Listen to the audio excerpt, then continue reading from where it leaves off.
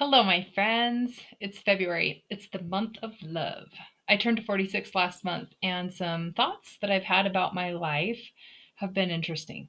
There have been many situations that my relationships keep repeating the same patterns, and I'm not going to lie, I kind of feel like I'm over some of it, and maybe I'm perpetuating some of it. I need to be coached. Over it is in it can stop happening now. That's kind of the way I feel. But that isn't the hardest part about relationships, right? The hardest part about relationships is not believing in them anymore. Like the repetitive nature of it causes us to maybe not believe in the possibility of change. So the same old behaviors happen over and over. And I've learned new ways of thinking about it. I became a coach so I wouldn't have these problems. I'm so much better than I was. I don't get mad as easy. I'm by far not perfect, but I do have some come with me along the way, those tendencies and patterns. And I still get anxiety when some things happen. When someone lashes out at me, I'm trying to keep hold of a thought that everyone is doing the best they can. And I really don't love how often feelings of fear and anxiety flood over me. Then guess what I did next? I doubled down on all of it and it got worse, which I'm going to explain further. And this is what gave me the idea for this episode. I want to share what I have been doing so far in 2025 and even into last fall. And it has been a wild ride since last fall with experience intense emotions and situations in our home and my businesses and family relationships. Just a bit of background for you, for those of you who don't know, our oldest son is living in Las Vegas. Our second son is living near San Diego, California. And our only girl, Victoria, has been living in Maui since a year ago. And our youngest, Sean, if you hear any sounds, sorry about that. He's 18. Sounds like he's video gaming with his brothers, actually. And he lives at home with my husband and I, Dan, in northern Utah. Those those of you who know, with adult kids, when they go from teens to adults, a lot happens. And stepping into their use of agency. I would love to go back to the days where the major issues were how am I going to get each kid to where they need to be all day, to school and to extracurricular activities, without my husband being home because he was gone over a third of the time. But now it's adult things like when they're learning how to not spend outside their means by having debt, or getting a car repoed because they missed payments, and I don't know, struggling in adult ways. It gets so much more adult problem, I guess. But at work, um, my coaching is in demand. My lack of understanding of technology burdens me oftentimes, and my story is it inhibits my progress. My painting business has slowed down, and a heavy situation there threw me for a loop. I know my stress levels have gone up, and I saw how it affected my home. I saw it affected my confidence as a business owner and a coach, to be thrown off into something like that sometimes, where your mind just gets hijacked and you don't believe anymore. And sometimes it happens in questioning our beliefs and our commitments and things like that. But it's interesting the stories we make around what happens, right? Um, I keep thinking, well, it's not me. It's been crazy. And I just can't seem to pick myself back up like I used to. I just don't believe it's going to be successful. I don't believe it's going to change, or it would be by now.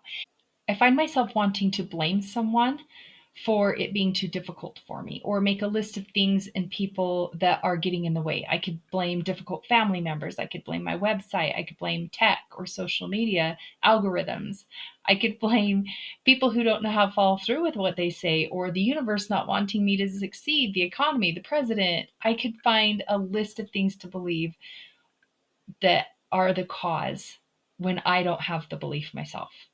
I don't actually believe that the people who in my mind, the people who are causing problems, I don't believe they're ever going to stop either.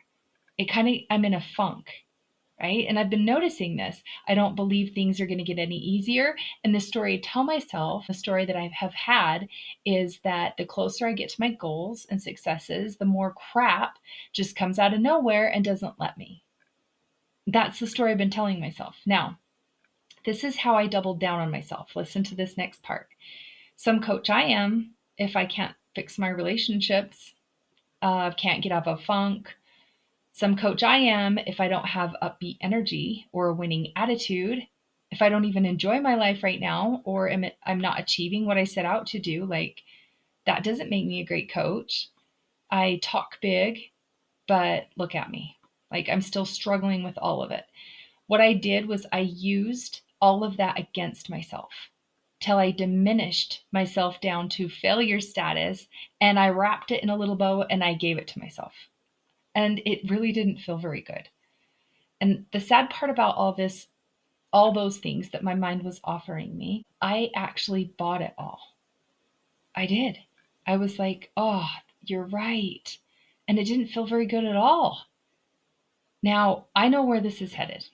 In the past, I've been prescribed, prescriptions, seen therapists, counselors. I've been told I go through too much, so I've prayed more, I've plunged, I've exercised regularly, done breath work, yoga, qigong, gone outdoors, like all the things, right? And the only thing that has ever worked long term in changing how my life goes and what happens and helping me feel better has been coaching. How I see it, reframing how I see all the things happening in my life somehow made it better, which is bizarre because without changing anything else, only my view about it, my story around it, and what was my story around what was happening changed everything. So the key for me is to start with something small to make something believable for me. So there's a few things that I have to say about that because otherwise I get bitter. If I don't start small, I fight with my mind more. I'm on to myself like, you don't believe that. That's why I don't believe in affirmations. You go to the mirror every day and you say, I love my body. How about I have a body and it works? I'm grateful. I have to start something so small and very believable to my mind. I'll get bitter and I'll fight with it if it's too positive and if it goes too far, right? Oh, how is being positive going to help this? Like, this doesn't stop my relationships from being awful. Or how does being optimistic really change the decisions my kids are making, right? Like, I get kind of bitter. So it just happens. It just goes down like that in my mind. And I would dare say most our minds are like that. So if you know it won't make it quit happening or make it easier next time, you'll be sick of that thought and you'll be sick of believing it. In fact, if you're looking for it to happen now, how are you going to get out of it? Because now you're looking for that person to behave that way or for this thing to go wrong or for you not to ever understand something and on and on. So believe me, my mind can be ruthless until I realize that I don't need all the things around me to change in order for me to feel better. I just need my mind to talk to myself nicer, which is a task sometimes, let me tell you. The real reason we get upset is because of how we're letting our minds go off on ourselves. How my mind goes off on me is the real reason that I'm upset. So we need to be aware of this talk in our heads and we need to interrupt it before it takes us too far into helplessness and despair. I catch myself doing it and then I remember, hey brain, that's enough now. It's not helping I'm not going to go there and I have to interrupt it. Let's do what actually works is what I'll tell it. I'll be like, that doesn't actually work. I'm just going to feel bad for a while. I'm just going to have anxiety for a while. I'm just going to be scared for a little bit. And then I'll deal with you later. But no thanks for the offer on all of those things you just told me. And when I'm ready to stop, when I'm done feeling bad or crying or all the things, right? And I stop listening to the bad advice I keep giving myself and the defeated suggestions that it comes up with, now I'm ready to try something that makes sense and that works better. And then I go ahead and just see if I'm done feeling upset first. Really, that's important. And then I manage my thoughts and keep them within reason. I eventually feel like something new something better. I'm sick of feeling like crap. So here are some thoughts that work for me at this point for mustering up some belief when I haven't had any for a minute. There's nothing to fix. I don't have to fix anything. It's going exactly the way it should. It's happening exactly how it's meant to. And look for ways in which this is true. Okay, so another one, what seems broken? Maybe my assumptions and judgments and opinions on it, not actual facts. So that's another one. Anxiety and fear can be here while I proceed with my day anyways. So I don't get completely shut down. Like, okay, I have anxiety that's brought up by lots of fear. I'm just going to go ahead and bring it with me to do the things that I need to do today. Come on, let's go. All I need is two things. This is another one. This is a good one. All I need is two things. I need to show up and be willing. And that is enough. As long as I am there and I'm pretty willing, then that's enough. It'll take care of itself. Another one is, if where I am seems wrong, then that's my sign to do what it takes to get somewhere new. If I'm like, oh, this is wrong, this is bad, then that's how I empower myself to get to a new space. So I'm like, okay, if this seems wrong, then how can I use this as a sign to do something different, right? And the next one is, am I settling? Like, where could I put in 1% more right now? The last one's actually quite long. You're right. People may never change. Businesses may always have endless issues. My husband's, my kids, the economy, all the things I want to blame. It's like true that will always be there.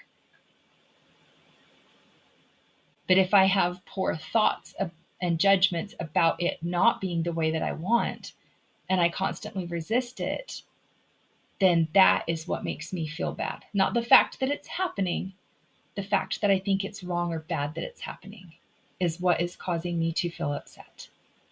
So I have to kind of talk myself through. It's not what's actually happening. It's my responses and my thoughts that I've created a story around what's happening that are making me feel bad and that I don't like, that are causing me to feel fear and things like that. And then, to kind of finish out, when I make it mean something about me, like what's happening around me takes my capacity for happiness away, it affects my ability to push through. It robs me of my energy levels and leaves me depleted. It makes my attitude bad. It poorly affects my health if this keeps happening. When I attach and make it mean things like that, then I am no longer the decider of my own experiences. Leaving these things to have power over me, now I am completely disempowered.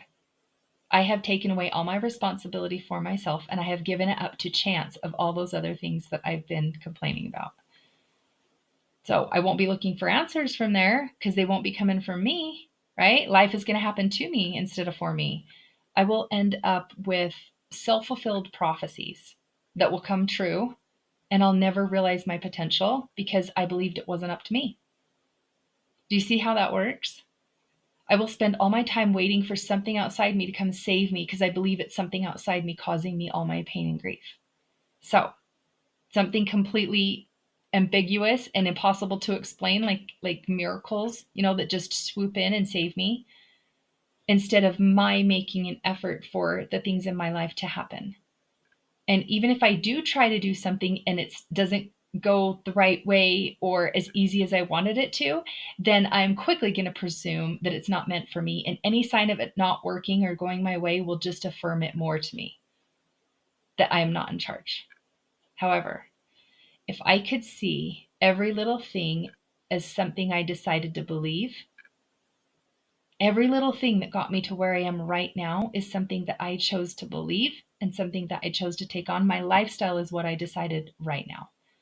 So if I can really truly tap into, I believe I am where I'm at right now with all the little decisions and belief that I have, then that's the best news ever.